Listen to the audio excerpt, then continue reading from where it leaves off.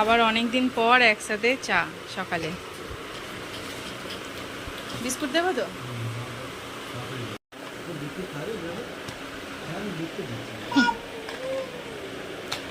এত গরম পড়েছে, তুয়াকে আর জামা কাপড় পরায়নি, ও এমনিই খালি গায়ে ঘুরছে। প্রচণ্ড গরম। খেলবে না, বিস্কুট খেয়ে নেবে। খেলবে না পাপা। হ্যালো এভরিওয়ান, তোমাদের সকলকে গুড মর্নিং জানিয়ে আজকে আবারও একটা নতুন ব্লগের সাথে চলে এসেছি। আশা করছি তোমরা সবাই ভীষণ ভালো আছো। আর আমরা এতটাই গরম পড়েছে, ভালো থাকা তো দূরের কথা, একদমই ভালো লাগছে না।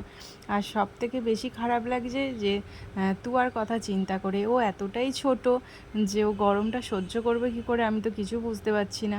আর রাত্রিরেও মেয়েটা ঠিকঠাক ঘুমাচ্ছে না, ঘুম থেকে বারবার উঠে পড়ছে। ওর জন্য সত্যি ভীষণ কষ্ট হচ্ছে কিন্তু। কারণ আমরা তো বড়, আমরা যে কোনো মুহূর্তে যা কিছু সহ্য করে নিতে পারি, কিন্তু বাচ্চাগুলোর জন্যই সত্যি ভীষণ একটা চিন্তা হয়ে যায়। আর তারপরে এই এঁচোড়টা অনেক দিন আগেই এনেছে, তোমাদেরকে দেখিয়েছিলাম যখন বাজার করে এনেছিল, এঁচোড়টা সঙ্গে ছিল। তো এতটাই গরম পড়েছে, এঁচোড় তো একটু রান্না করলে দেখবে রিচ হয়ে যায়, তাই গরমের জন্য করতে পারছিলাম না। কিন্তু কিছু করার নেই, না করলে আবার জিনিসটা শুকিয়ে যাবে, আর শুকিয়ে গেলে দেখবে খেতে কিন্তু একদমই ভালো লাগে না। আর এঁচোড়টা আজকে সকাল সকাল আমি কাটতে বসে গেছি, কারণ আজকে হাজব্যান্ড বাড়িতে ছিল। তো ও থাকলে একটু সুবিধা হয়, কারণ আর এই দেখো মেয়ে, আমি যে কোনো কিছু কাটতে বসলে মেয়ে কিন্তু একদম আমার সঙ্গে সঙ্গেই থাকে।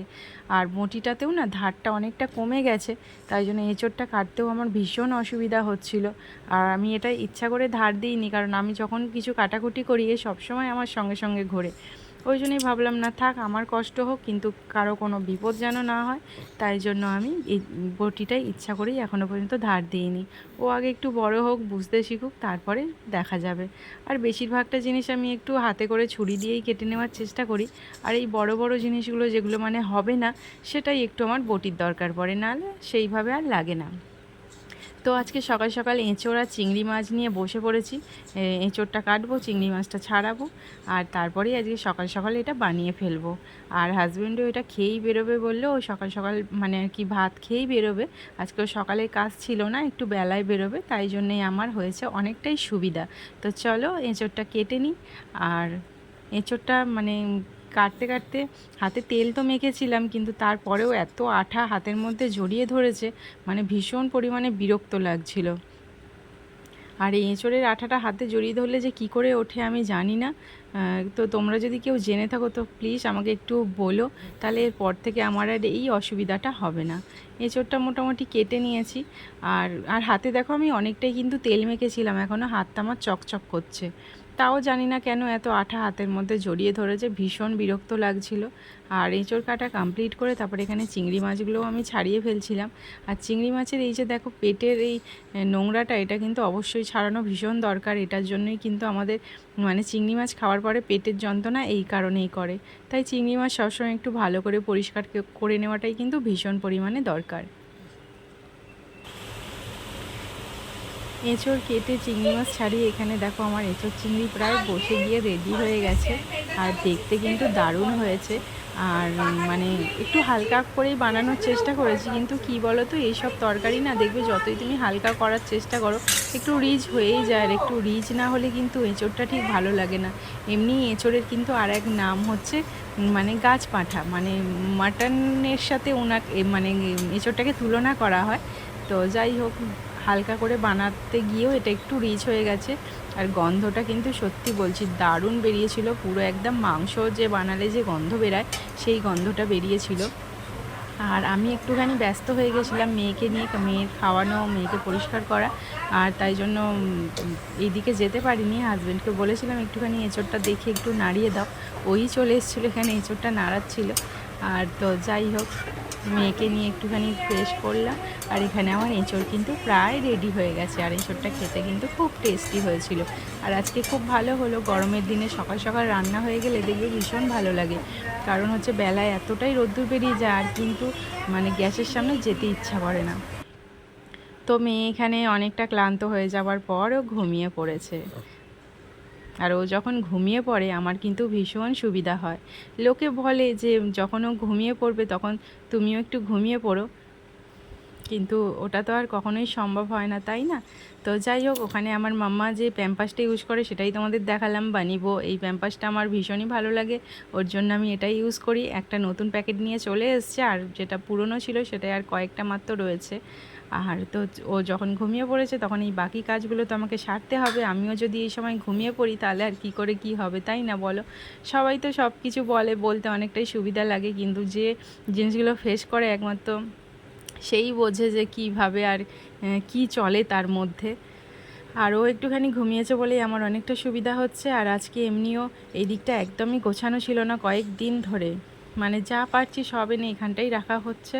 আর দেখবে ঘর একটু অগোছালো হলে যেন মানে কীরকম একটা ইরিটেশন হয়, একদমই ভালো লাগে না।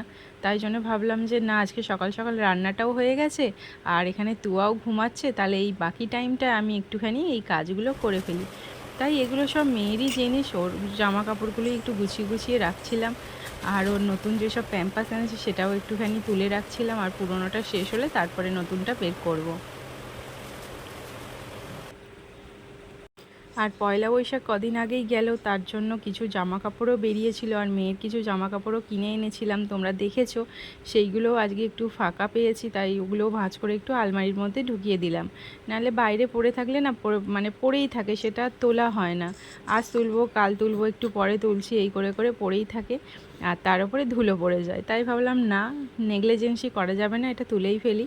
আর অনেকটা যেহেতু গরম পড়েছে তাই জন্য মেয়ের হাতের বালা চেন সব কিছু খুলে ফেলেছি, খুলে এখন রেখে দিলাম একটু গরমটা কমুক, তারপরে আবার পরিয়ে দেবো। জানি খারাপ লাগছে দেখতে, কিন্তু তা হলেও ওর পাপা বলেছে এখন খুলে দাও, তারপরে ওকে আবার পরানো যাবে।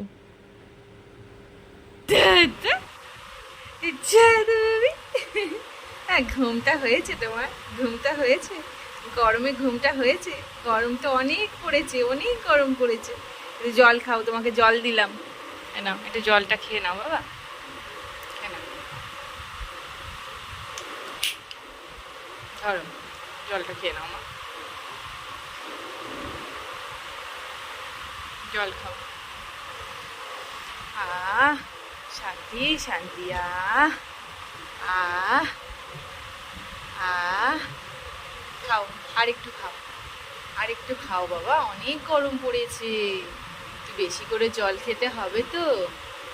হ্যাঁ, আর একটু জল খাও। আর একটু জল খাও, হ্যাঁ আর একটু জল খাও।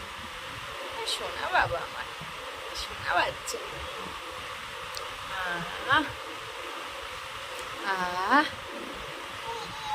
আহা, ফেলে দিতে হয় না, খেয়ে এটা মুখটা, তোমায় বলেছি না মুখটা এই যে এইভাবে আটকে রাখবে, বুঝেছো?